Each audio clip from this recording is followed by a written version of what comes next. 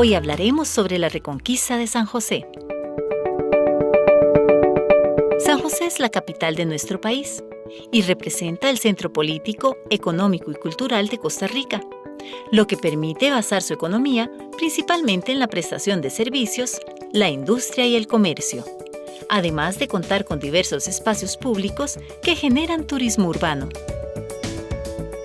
Sin embargo, el desarrollo urbano de la capital ha experimentado algunos cambios en las últimas décadas, cambios que en muchas ocasiones no han sido necesariamente para mejorar, lo que deja en evidencia la escasa planificación urbana y la necesidad de implementar nuevas estrategias para mejorar la infraestructura y los servicios que ofrece, y con ello la calidad de vida de las personas que habitan o visitan San José. Para conocer más sobre este tema, nos acompaña el máster Andrés Jiménez Corrales, docente e investigador del Instituto de Investigaciones Sociales de la Universidad de Costa Rica. Andrés, bienvenido a Conciencia. Agradecemos mucho que usted se haya apartado un poquito de su agenda para compartir un tema tan interesante con nosotros. Hola Gustavo, muchas gracias por la invitación y un gusto estar acá con el público de Conciencia. Andrés, yo he sido particularmente muy crítico de las ciudades en nuestro país. Podemos hablar como referencia de San José, una ciudad fea, nada planificada, sin entornos verdes. Y usted ha dedicado mucho tiempo al estudio de lo que llaman urbanismo neoliberal a la tica. Explíquenos qué quieren decir ustedes con estos términos. Claro, bueno, antes de contestar la pregunta me gustaría hacer dos anotaciones. La primera es que parte de lo que ha sido el proceso de investigación nos interesó ir más allá de la forma urbana, es decir, del paisaje, para cuestionarnos un poco los procesos que hay de fondo, que están construyendo objetos, pero también están generando relaciones y acciones sociales. Número dos, también cuestionamos la planificación urbana.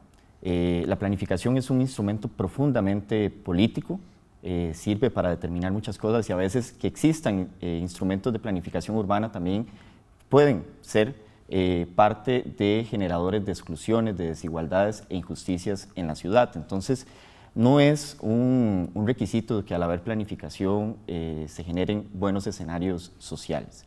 Con lo del urbanismo neoliberal a la tica, eso lo utilizamos como un concepto para pensar el proceso de urbanización acá en Costa Rica. Y para ello lo que hacemos es, partimos del hecho de que el neoliberalismo no es una receta que se aplica homogéneamente en todas las latitudes del mundo, sino que el neoliberalismo va a ser dependiente de las trayectorias políticas, institucionales, normativas del lugar donde se aplica. Entonces, esto es una forma como de territorializar y de entender el urbanismo en una expresión local, en este caso en Costa Rica y más específicamente en San José. Y para ello lo que hacemos es partir de tres principios muy generales de lo que es el neoliberalismo. Estos tres principios se basan en lo siguiente: reorganizar el Estado para favorecer los intereses del mercado.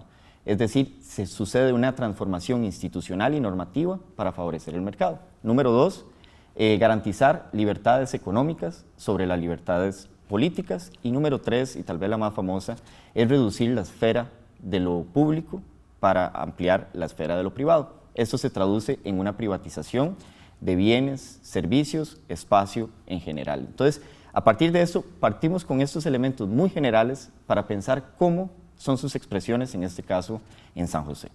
Ustedes hablan en este contexto de dos ejes principalmente que constituyen estos procesos centrales de la apropiación neoliberal: la reconquista urbana y el empresarialismo urbano josefino. Coméntenos qué quieren decir ustedes con estos dos conceptos. Claro, lo de la reconquista lo utilizamos como una metáfora.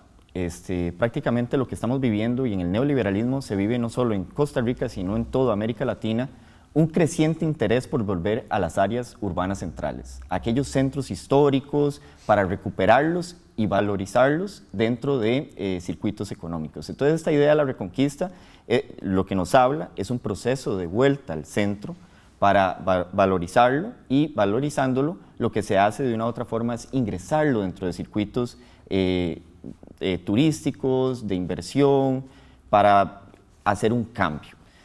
En lo que respecta al empresarialismo urbano, eso también es un concepto que ayuda a entender las transformaciones en la gestión urbana. un establecimiento de una gobernanza urbana donde actores públicos y privados están haciendo política urbana, y lo que habla es, o lo que se trata de plantear es que los gobiernos locales tienen un rol innovador y emprendedor para atraer inversiones a la ciudad en este caso.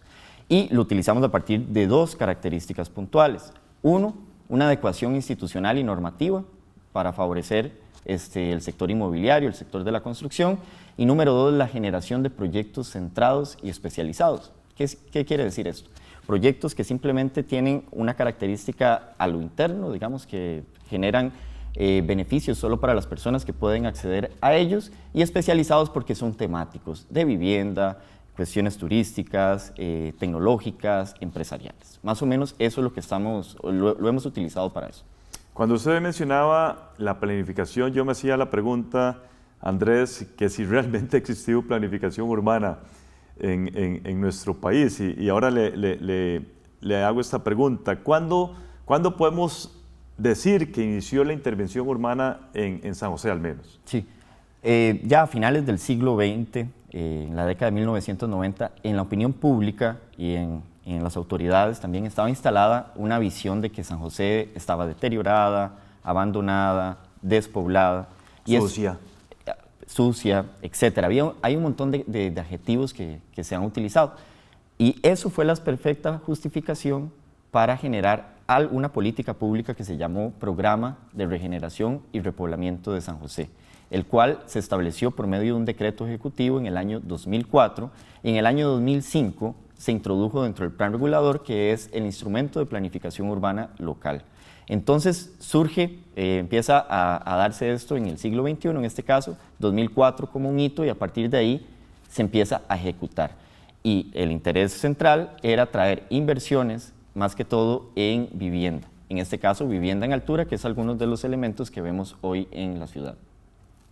Muy bien, vamos a desarrollar un poquito más ese concepto del programa de regeneración y repoblamiento de San José en el siguiente segmento. Ya regresamos con todas y todos ustedes.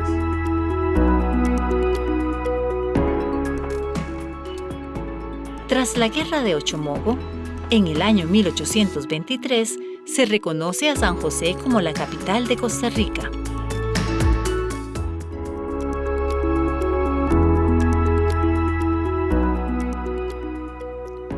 Gracias por continuar con nosotros. Estamos hablando con Andrés Jiménez Corrales, quien es investigador del Instituto de Investigaciones Sociales y docente en la Escuela de Geografía de la Universidad de Costa Rica.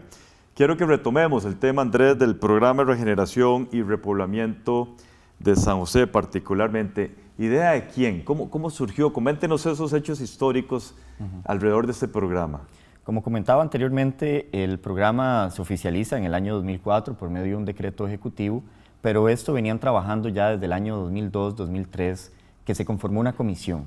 Y esta comisión, que era una comisión ad hoc, era paralela, ¿verdad? No estaba oficializada, estaba integrada por autoridades del gobierno central y del gobierno local, pero también estuvo presente la academia y también el sector privado. Entonces, desde ahí fue donde se empezó a gestar esta idea del programa, donde se formuló los elementos que lo iban a componer, y llega a formalizarse en el año 2004, donde también se oficializa esta Comisión de Regeneración y Repoblamiento, que sigue con los mismos actores. Autoridades del gobierno central, por ejemplo, personas del Instituto Nacional de Vivienda y Urbanismo, del Ministerio de Vivienda y Asentamientos Humanos, personas del gobierno local, en este caso la Municipalidad de San José, personas del sector privado, como es el Colegio Federado de Ingenieros y Arquitectos, junto con otros, y la academia, en este caso la Maestría de Arquitectura de la Universidad de Costa Rica. Entonces, ahí es donde se gesta. ¿Ha generado atracción de la inversión? Sí ha generado atracción de la inversión. Una de las características del programa, que es único en los gobiernos locales, es que genera una serie de incentivos. Estos incentivos lo que hacen es favorecer la inversión del sector construcción, sector inmobiliario, y te pongo un ejemplo. En la legislación se dice que toda persona que construye paga un 1% del total de la obra como impuestos de construcción. Parte de los incentivos de este programa lo que hacen es rebajar de ese 1% a un 0,001% del valor de la obra. Estas son obras que rondan los millones de dólares, el ahorro es bastante grande. Entonces, de una u otra manera ha traído inversión, pero esa inversión está destinada a un público muy concreto. Hoy vemos torres en altura en San José y quienes pueden acceder a esas torres en altura es un público muy reducido. Al principio el programa se hizo para dotar de vivienda en el centro de la ciudad a clases medias, pero conforme se fue desarrollando el programa, eso fue también transformándose.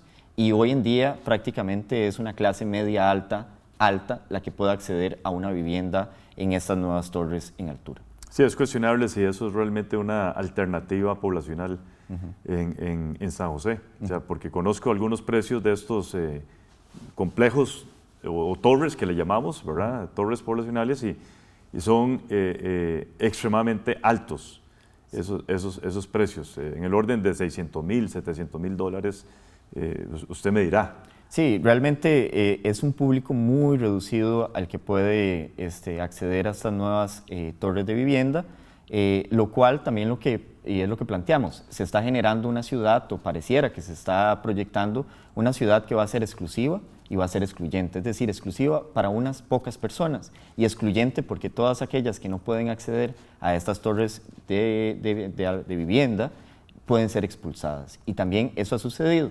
El caso muy típico es la cruzada, digamos, o el ataque frontal que desde la década de 1990 suceden con las personas vendedores ambulantes, que ha sido una política bastante establecida por el gobierno local y simplemente lo que se hace es casi que tratar de eliminarles y no se piensa en los problemas de fondo que hace que las personas tengan que dedicarse a empleos informales o las ventas ambulantes en este caso. En el proceso de investigación, Andrés, que los lleva a usted a desarrollar el tema científico Reconquista de San José, Neoliberalismo y Cambio Urbano en Costa Rica, hay una metodología. Yo quiero que usted me explique, porque siempre hago hincapié para entender mejor el proceso de investigación que ustedes realizaron en este contexto. Claro, bueno, la metodología fue una metodología cualitativa que se basó en un análisis documental a profundidad. Utilizamos una fuente de datos que era inédita hasta el momento, que fue un expediente que existe en la municipalidad sobre el programa de regeneración y repoblamiento, sobre la comisión. En este expediente, ¿qué hay? En este expediente lo que hay son actas de reuniones, correspondencia y otros elementos que nos ayudaron a reconstruir todo lo que había pasado en el marco del programa de regeneración y repoblamiento.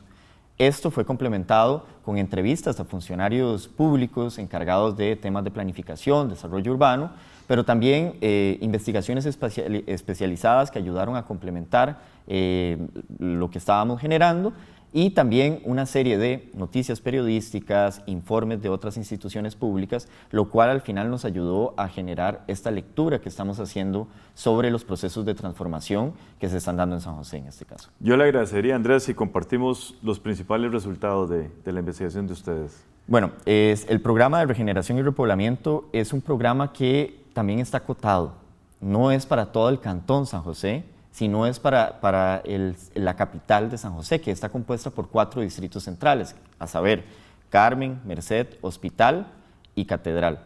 Para poner algunos puntos de referencia, sería como desde Barrio Escalante, en el sector este, hasta las inmediaciones del Parque Metropolitano La Sabana, en el oeste. Al norte está delimitado por el río Torres y al sur por el río María Aguilar. Entonces, uno de los principales resultados de la investigación fue que el programa se constituyó en un instrumento político que ha venido transformando la ciudad de San José, no solo en su paisaje. Parte de esto ha sido un programa que ha sido destinado o que ha tendido a favorecer al sector privado a través de la dotación de una serie de incentivos que lo que hacen es tratar de atraer a la ciudad las inversiones. Y por otro lado, también este programa ha venido materializando cosas. Del 2004 al 2019 se presentaron 35 proyectos para ser valorizados en la comisión, de ellos solo 11 se construyeron. Entonces, de una u otra manera, el programa lo que ha venido generando es lo que te decía anteriormente, una ciudad exclusiva y excluyente, una ciudad que trata de darle un cambio en la geografía social para transformarle y atraer a las personas que se quieren que habiten la ciudad en este caso. Exclusiva y excluyente. Cuesta asimilar ambos conceptos en una ciudad donde debería ser abierta. En otro programa con una colega suya, también del Instituto de Investigaciones Sociales, cubrimos el tema de accesibilidad para las personas con discapacidad y claramente estamos muy lejos de llegar a metas y poder pensar en que es una ciudad digna, ¿verdad? Para toda la ciudadanía en términos generales. Hacemos una pausa y ya regresamos con ustedes.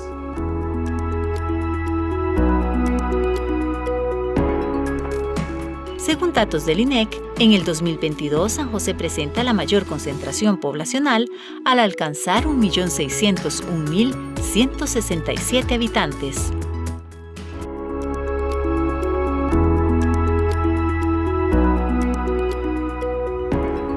Muchas gracias por continuar con nosotros. Estamos hablando con Andrés Jiménez, quien es investigador y docente de la Universidad de Costa Rica. Andrés, con la ejecución del programa en mención se pretendía varias cosas. Voy a mencionar algunas y luego le voy a plantear una pregunta. Mejoramiento de infraestructura, promoción de la ciudad en circuitos turísticos, electrificación subterránea, disminución de contaminación visual de rótulos, mejora en redes de internet, embellecimiento de parques públicos. La pregunta que quiero plantearle, que requiere de un análisis serio, profundo, es: ¿estas acciones han contribuido a una mejora de las condiciones estructurales que afectan a las poblaciones residentes en la ciudad de San José, tales como desempleo, escasez de vivienda de calidad, pobreza, en términos generales, calidad de vida de las personas? Sí, esto es una pregunta bastante amplia y creo que me gustaría dejar una pregunta también como en el aire para que pensemos lo que sucede en las ciudades. Creo que todo lo que va sucediendo en las ciudades tiene ciertos objetivos, entonces creo que es preguntarnos, ¿una ciudad para quién? Y creo que eso es fundamental, porque si leemos todo esto que acabas de enunciar, podemos apoyarlo. Son cosas que pueden ser útiles, que ayudan a tener una mejor experiencia urbana, pero al final, ¿hacia quién se está dirigiendo? El programa lo que ha hecho es casi que ser como un eje a través del cual han girado una serie de otras iniciativas como estas, las cuales de una u otra manera sí pueden estar favoreciendo tangencialmente la calidad de vida de algunas personas, pero al final ese no es el público meta. Todo esto se está haciendo para hacer la ciudad una ciudad que atraiga a un público, que atraiga a ciertas inversiones. Y muchas de estas cosas lo que hacen es generar las condiciones estructurales, las condiciones de posibilidad, la base, para que estas nuevas inversiones saquen réditos de vivir en el centro. Al final, vivir en el centro es algo beneficioso, porque disminuimos movilidad, tenemos acceso a bienes y servicios, pero ese vivir en el centro está siendo cada vez más exclusivo y está también llevando a desplazar a otras poblaciones migrantes, poblaciones de clases bajas, que tuvieron la ciudad un espacio de habitar. Entonces, muchos de estos elementos son beneficiosos, pero al final del día pueden llegar a beneficiar a un público muy, muy concreto. Entonces, muchas de estas cosas no están arreglando problemas de fondo, como pueden ser problemas de desempleo, problemas de vivienda digna. La vivienda solo se le está dando opciones a una clase, no a todas las personas que habitan o que quisieran residir en la ciudad. Entonces, de una u otra manera, estos elementos terminan no siendo, dando beneficios de una manera extendida a la población. A mí me gustan los términos que usted ha utilizado, exclusivos, ¿verdad? Evidentemente aquí no estamos hablando de la población en términos generales, es para un público meta. Y ya usted lo dijo muy bien, una clase media alta o una clase alta. Porque pensar en una inversión de $600,000, $700,000 no es para la clase media de nuestro país. Sí, y también acceder a esto es muchas veces basado en endeudamiento, ¿verdad? Entonces también nos plantea otro elemento que esto también no solo para las personas que viven en San José, sino también en el país, cuánto la vivienda se está constituyendo en un derecho humano. Como vivimos no es un derecho, digamos, para acceder a vivienda estamos teniendo que endeudarnos por muchos años y realmente entonces la vivienda no está también siendo un elemento de accesibilidad más extendida. Por otro lado, esto de lo excluyente y exclusivo también son para este tipo de poblaciones que llegan a habitar San José, pero también para traer inversiones muy concretas. Tenemos el proyecto de la Municipalidad de San José que se llama Ciudad Tecnológica, que está en las inmediaciones de las instalaciones de la municipalidad, que también es atraer un tipo de inversión. Y muchos de estos elementos que enunciabas anteriormente también son elementos que sirven para promocionar la ciudad dentro de esos circuitos de inversión, atraer cierta inversión. Y mucho de esto lo que puede hacer es generar un recambio, una transformación en la ciudad y puede llevar también a desplazar ciertos usos del suelo, de la tierra, ciertas actividades sociales, pero también cierta población que habita, que comercia y que vive la ciudad de forma amplia. Ante este panorama, Andrés, ¿cómo visualiza usted el futuro urbano de San José? ¿Es optimista? No. Si seguimos la tendencia que se ha venido sucediendo hasta el momento, puede replicarse teniendo la adaptación, cosas que ya han pasado en otras ciudades de América Latina, procesos donde la ciudad es casi un elemento donde solo una población puede disfrutarlo, realmente la participación ciudadana no es tan extendida. Entonces, algunos elementos que creo que deja como enseñanza esta investigación son dos. Creo que es la necesidad que dentro de procesos de planificación urbana exista una participación ciudadana real, donde se consulte a las personas que viven en la ciudad, porque desde ahí es donde podemos empezar a construir otro futuro. Tampoco mi intención es plantear un mundo utópico, sino más bien mi intención es volver a las personas, y que sean las personas que habitan, que sufren, que viven la ciudad, que la transitan, etcétera, quienes determinen el proyecto de ciudad, el proyecto de espacio que se quiere implementar.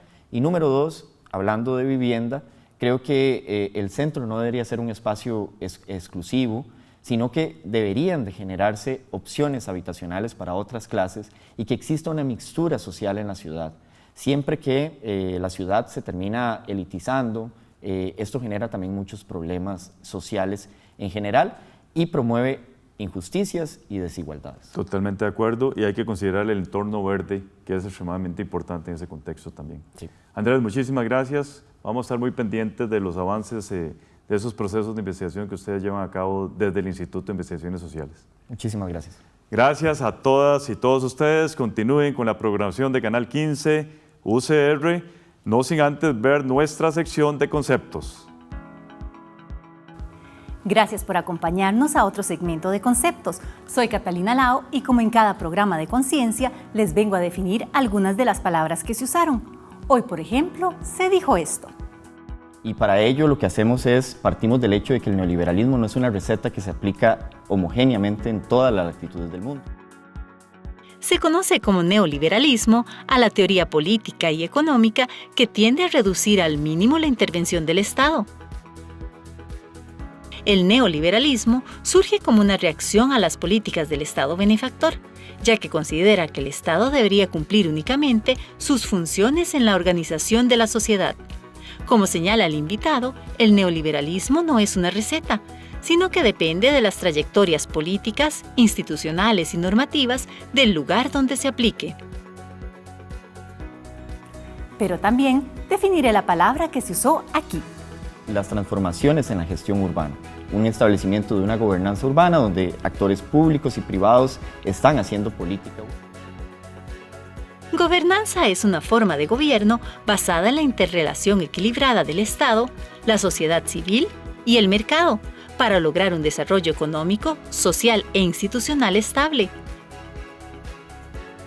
El investigador utiliza este concepto para referirse a una forma de gobierno donde los distintos sectores de la sociedad participen de forma activa para generar políticas urbanas.